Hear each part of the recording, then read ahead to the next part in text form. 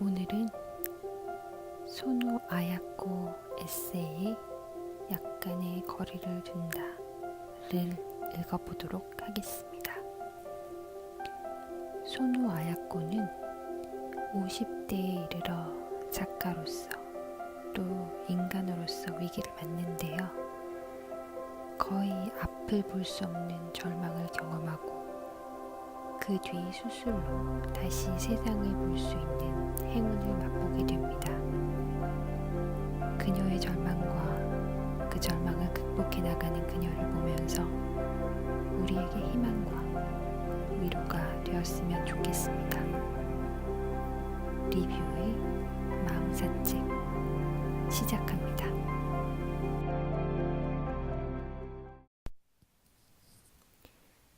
인생은 좋았고 때로 나빴을 뿐이다. 이 나이가 되고 보니 지내온 인생에서 운이 좋았던 순간과 운이 없었던 날의 차이가 그리 크지 않음에 동감하게 되었다. 어차피 뜻대로 되지 않는 인생과 싸운 세월들이다. 열심히 노력했다고 해서 부와 권력과 행복이 뒤따라오는 것도 아니고 게으르고 머리가 나쁘다고 해서 밑바닥에 떨어지는 것도 아니다. 그 소소한 발견의 재미를 알아가는 것도 지혜라고 해야겠다.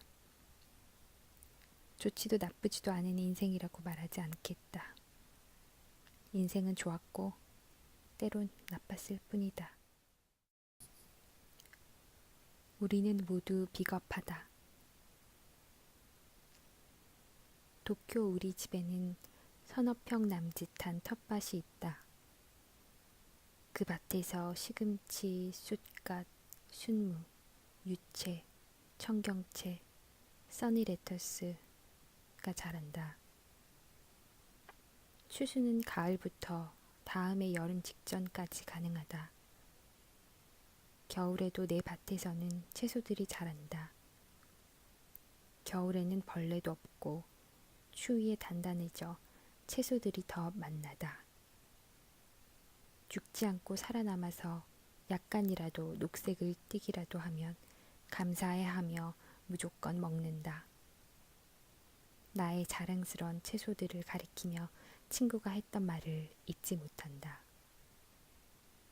손우 씨는 종잣박스에서 손에 잡히는 대로 집어다가 밭에 뿌린다면서요? 참 대단해요. 나는 그 사람이 나를 칭찬하는 줄로 착각하고 짐짓 겸손을 가장하며 되물었다. 그게 뭐 그리 대단해요?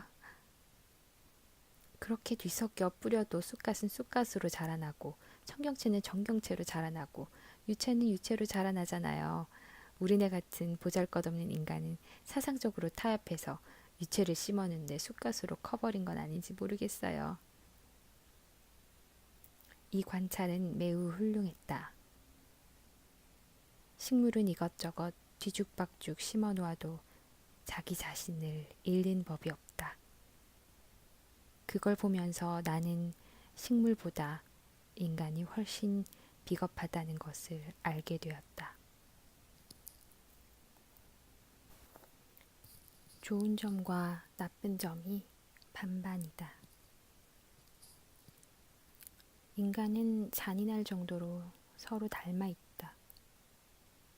저분은 100% 좋은 사람이라고 철석같이 믿고 있다거나 저 사람은 귀신도 피해가는 악한 이니 조심해야 된다는 판단이 옳았던 적은 없다. 판단에는 확대 생산된 부정확한 선입관이 개입되어 있기 때문이다. 우리네 삶은 반거들 중이로서의 나날에 머무르고 있다. 우리는 어디에서도 끝맺음을 기약하지 못한다. 나만 그런 게 아니라 우리 모두가 그렇다. 흐릿터분하고 애매모호하다. 그것을 알고 이해하고 견뎌내야 한다. 좋은 사람이라고 믿었었는데 겪어보니 비겁한 얼굴도 있었다. 나쁜 사람이니 피할 궁리만 하고 있었었는데 의외로 따뜻하고 온순한 표정을 감추고 있는 경우도 흔한 것이다. 생각해보면 세계는 좋은 점과 나쁜 점이 반반이다. 나는 작가로서 그것을 전하기 위해 글을 썼으며 한 사람의 인간으로서는 그 불투명한 진실을 소중히 여기기로 했다. 사람들 모습 속에 절반의 악과 절반의 교활함이 감추어져 있음을 나는 비난하지 않겠다. 왜냐하면 반쯤 교활한 인간에겐 어김없이 그만큼의 교활하지 않은 인정이 남아있기 때문이다. 저 사람은 옳지 않아 라는 나의 판단 뒤에는 저 사람에겐 배우고 감탄하기에 충분한 빛나는 무언가가 가려져 있다는 이야기다.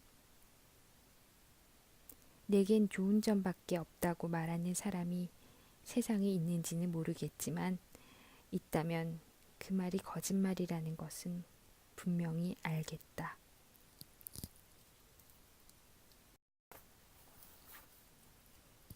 열심히 해도 안 되는 게 있다. 사람은 노력에 의해 타고난 가능성이 확대되는 수도 있다. 하지만 여기에는 분명한 한계가 있다. 그러므로 무조건 하면 된다고 말하는 속내에는 건방진 자부심이 깃들어 있다. 인간에게 어찌 할 수 없는 한계가 내포되어 있음을 나는 비참하게 받아들이지 않는다. 한 개인이 어떤 식으로 생애를 살아가게 될는지는 그의 관절한 소망과 더불어 신이 부여한 사명에 달려 있다. 그 접점에서 살아가는 것이 우리가 기대할 수 있는 가장 큰 소망이다. 우리의 삶에서 신의 영역을 남겨두는 것은 나태가 아니다. 생활에 무리하지 않겠다는 고민의 성과다. 쉽지 않겠지만 편히 마음먹고 무리하지 않는 선에서 인생을 가늠해보자. 되도록 나 자신을 가볍게 여기려고 연습하는 것이다. 익숙해진다면 쓸데없이 올라가는 혈압도 많이 낮아지리라. 무엇보다도 화를 내는 횟수와 미워하는 사람의 수가 줄어든다. 이로써 우리는 보다 멀리 인생을 바라보게 된다. 이것은 매우 큰 즐거움이다. 슬픔마저도 즐거워지는 것이다. 우리가 필연처럼 안고 있는 한계를 인정했을 때 기대를 밑도는 서로의 모습을 이해하게 된다. 그리고 이해는 감사하는 마음으로 확대된다. 감사가 늘어난 인생은 빛이다. 그 빛이 늘어나기를 기대한다. 인간에겐 한계가 있음을 신앙은 가르치고 있다. 세상은 학력과 직장명이 새겨진 명함을 주목하지만 겉으로 드러난 간판이 우리를 행복하게 만들어주지 못한다. 좋은 대학을 졸업해 모두가 부러워하는 직장에 다니는 사람에게 물어보면 그에겐 그만의 사정과 한계가 있다는 것을 금방 알게 된다. 인간에겐 인간으로서의 입장, 그리고 인간으로서의 감수해야만 하는 한계가 있다. 인간은 신이 아니다. 신과 동등한 역할을 각자의 삶에서 취할 수 있다고 믿는 어리석음이 우리의 취약점이 된다. 각자에게 주어진 한계를 인정했을 때 오히려 마음이 안정된다. 현대 사회에서 대유행 중인 스트레스를 극복할 수 있는 방법이기도 하다. 타인은 나를 모른다. 사람들은 남에 대해 다 아는 것처럼 소문을 만들어낸다. 하지만 실상은 아무런 사정도 알지 못한다는 게 진실이다.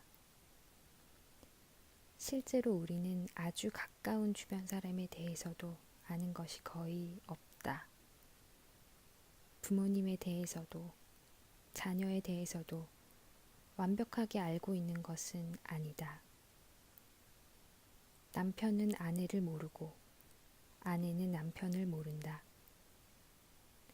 하물며 한 지붕 아래 살지도 않는 타인의 실상을 무슨 수로 알아낸단 말인가. 그런데도 인간은 예사로 타인에 관해 이러쿵저러쿵 떠들어댄다. 신문과 주간지를 채우는 대부분의 기사는 기자가 잘 알지도 못하는 타인에 관한 이야기다. 생각할수록 인간이라는 존재가 재미있다. 우리는 이 지구상에서 같은 지점을 동시에 점유하지 못하며 동일한 공간을 두 사람 이상이 소유하지 못한다. 전쟁과 내전에서 행해지는 폭격을 피하고자 어머니는 어린 자녀를 품에 안고 엎드린다. 자기 몸으로 위험을 막아주기 위해서다. 하지만 이런 시도를 비웃기라도 하듯 어머니는 무사하고 어린 자녀만 희생되는 예가 얼마든지 있다. 두 사람이 동일한 평면과 공간을 차지할 수 있다면 어머니와 어린 자녀는 사느냐 죽느냐라는 운명을 함께 나눴을 것이다. 그러나 두 사람이 같은 지점에 서 있을 수 없으므로 단 한 발자국 차이로 생사가 뒤바뀐다. 한 걸음 앞에 서 있던 어머니는 살고 한 걸음 뒤에 따라오던 어린 자녀는 목숨을 잃는다. 우리는 가까이에 어울려 살아가더라도 바라보는 인생의 풍경은 조금씩 차이가 있다. 그래서 다른 사람이 바라보고 느끼는 감정을 제대로 이해하지 못하는 것이 당연하다. 함부로 타인의 감정과 생각을 넘겨짚지 말자고 오래전부터 스스로를 타일러 왔다. 그 다짐은 이 나이가 되어서도 변함없다. 상대방을 위해 나의 희생을 감수하며 수고한 일이더라도 그가 고마움을 모른다고 해서 서운해한다거나 화를 내서는 안 된다. 그럴 수도 있음을 인식하며 미리 각오해둬야 한다. 인간관계의 보편적인 형태는 서로 간의 뜻이 맞지 않고 오해가 생기는 것이다. 오해를 이해하지 못하는 데서 관계가 틀어진다. 그 사람의 불행을 바란다. 소문의 밑바닥에는 그 사람의 불행을 바라는 요소가 포함되어 있다. 그의 불행한 가정사나 그가 숨기고 싶어하는 내면의 어둠을 소문으로 끄집어내 그를 구렁텅이에 빠뜨리고 싶다는 사악한 욕망의 표출이다. 이 욕망의 뿌리는 그 사람을 멸시하고 나보다 열등한 존재로 비하함으로써 나의 지위가 우월해지는 것 같은 착각, 다시 말해 자신감을 되찾아 행복해지고 싶다는 조작된 심리에 지나지 않다. 정보를 의심하는 것은 기본이다.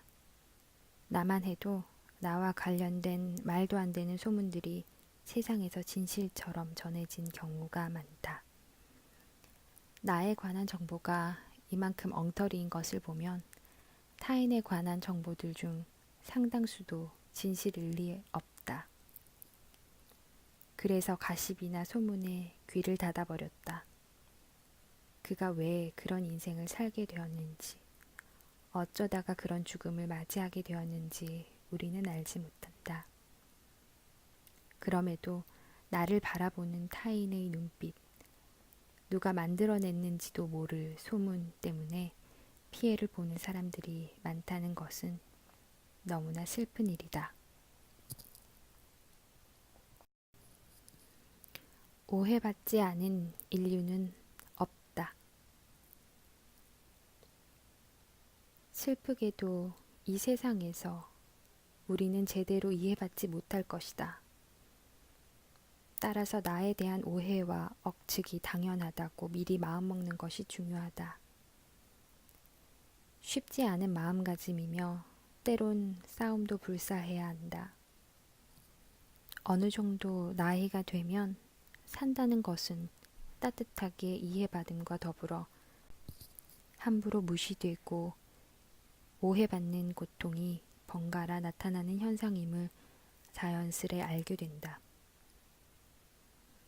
만약 이런 고통이 없다면 우리는 지금의 내 모습보다 훨씬 유치한 사람이 되었을 것이다. 더 빨리 늙게 되었으리라고 생각한다. 사람들에게 이해받지 못한다는 슬픔이 찾아왔을 때 나만 이런 일을 당하고 있어 억울하다고 생각하기 쉬운데 온 세상을 막론하고 지금 내가 참고 있는 이 슬픔을 맛보지 않은 인류는 없다는 것을 꼭 기억해내기 바란다. 칭찬받든 야단맞든 본질은 그대로다. 긴장이란 일반적으로 누군가에게 잘 보이고 싶은 마음에서 생겨난다. 그들에게 좋은 인상을 남겨 칭찬받고 싶은 것이다. 그런데 칭찬받는다고 해서 내가 달라지는 건 아니다. 칭찬받았다고 해서 나의 실체에 변화가 생기는 것이 아니듯 비방당했다고 해서 나의 본질이 훼손되는 일은 절대로 없다. 세상에는 악인으로 불리는 사람들이 있다. 그런데 실상을 놓고 저울질 해보면 그가 어느 정도 악인인지 혹은 선인인지가 세상의 풍평과는 전혀 관계없음을 알게 된다. 그를 평가하는 사람의 입장에 따라 악과 선의 기준이 뒤바뀔 뿐이다. 칭찬을 기대하지 않는 사람은 타고난 목소리로 말하는 것이 허락된다. 날뛰지 않아도 대지는 사라지지 않는다. 힘껏 밟고 서 있기만 해도 편안하다. 처세를 논하는데 자연스러움이 서투름으로 왜곡되기도 한다. 자연스러움은 정신에 불어오는 맑은 바람이다. 그 바람이 우리를 건강하게 만들어주는 것 또한 사실이다. 타인의 말 한마디에 불행해져서는 안 돼. 우리는 외부 의견에 따르게 될 때가 많다. 대답이란 사고방식에서 나온다. 나와 세상의 대답이 다른 이유는 사고방식이 다르기 때문이지 정답이 틀려서가 아니다. 그러므로 외부 의견에 일일이 상처받을 필요가 없다.